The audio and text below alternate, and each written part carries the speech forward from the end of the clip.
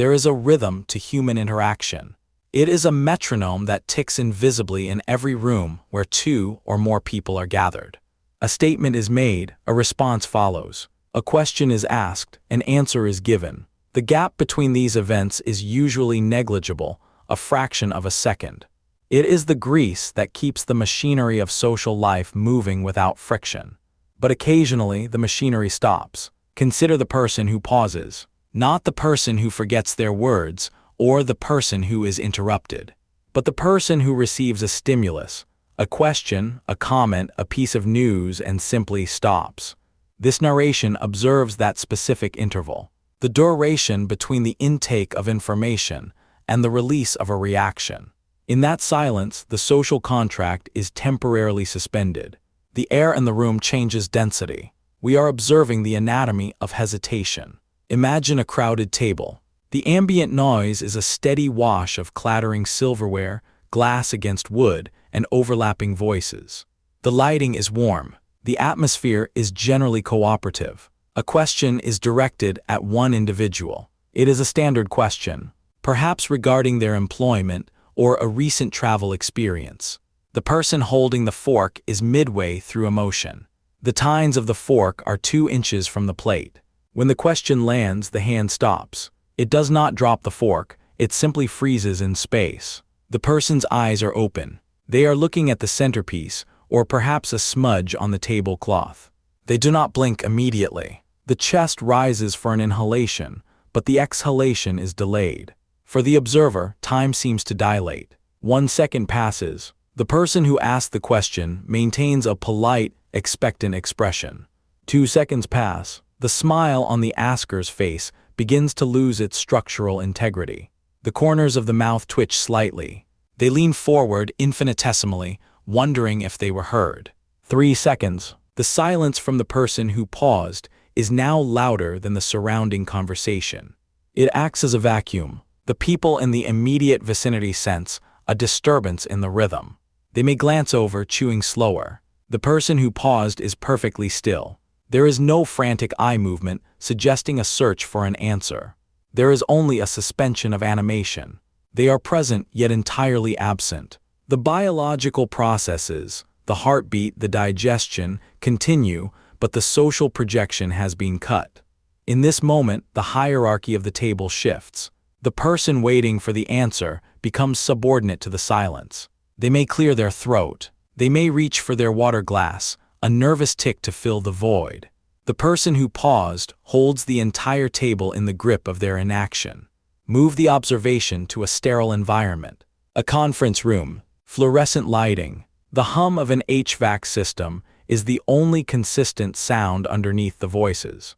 A proposal has been placed on the table. Papers have been shuffled. A decision is required. All heads turn toward the figure at the head of the table.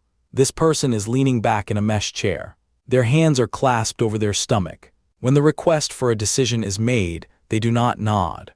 They do not frown. They simply stare at a point on the far wall. In a business setting, silence is often interpreted as calculation. But observe closely. The eyes are not scanning data.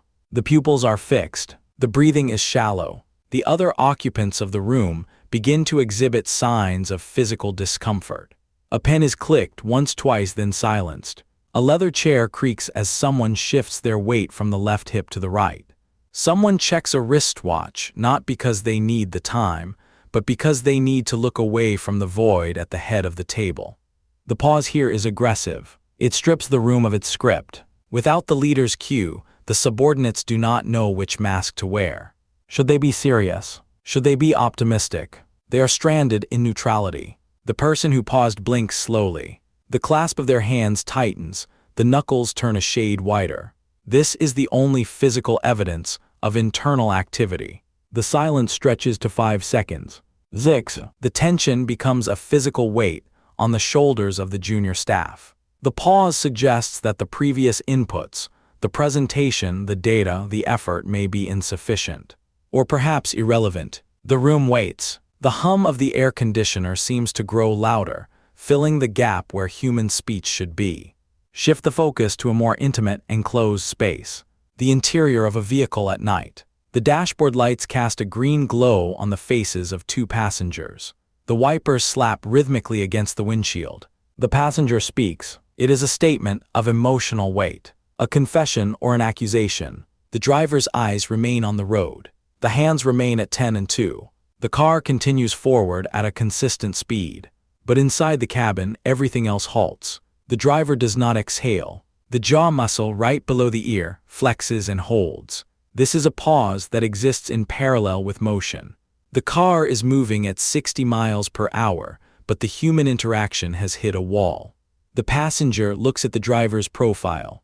They are searching for a micro-expression, a grimace, a softening of the brow, a parting of the lips. There is nothing, only the reflection of passing streetlights gliding over the iris. This pause is different. It is not about social awkwardness or professional power.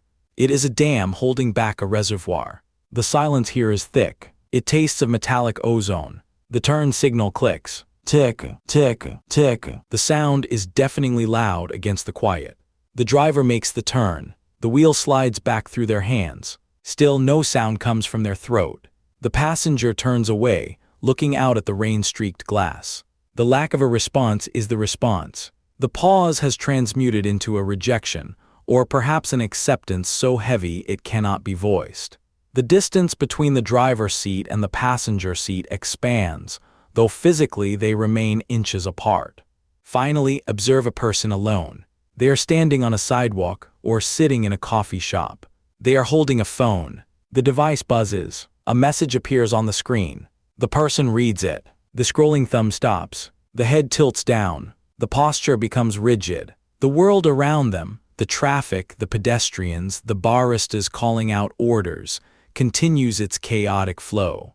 The person who paused is an island of static energy. They do not type a reply. They do not lock the phone and put it away. They just stare at the glowing pixels. In this private pause, the mask is completely off. There is no one to perform for. The mouth may open slightly. The breath may catch in the throat. The eyes may water, or they may go hard and cold. The thumb hovers over the keyboard. It trembles almost imperceptibly. A decision is being weighed. Engage or retreat. The screen dims, then goes black. The person sees their own reflection in the dark glass. They do not react to the reflection. They remain frozen. The device is a heavy stone in their hand. The pause eventually ends. At the dinner table, the fork finally descends to the plate with a sharp click. In the conference room, the chair snaps forward and a throat is cleared. In the car, the driver exhales a long, shaky breath. On the sidewalk, the phone is slipped into a pocket. The rhythm resumes. The metronome begins to tick again. The conversation continues. The decision is logged. The car accelerates. The pedestrian starts walking. But the air has changed. The silence has left a residue. For a few seconds, the mechanism of the world broke down, and the people watching saw the gears grind to a halt. They saw the hesitation. The moment passes. The flow is restored. But the pause remains in the memory, a small, silent fracture in the continuity of the day.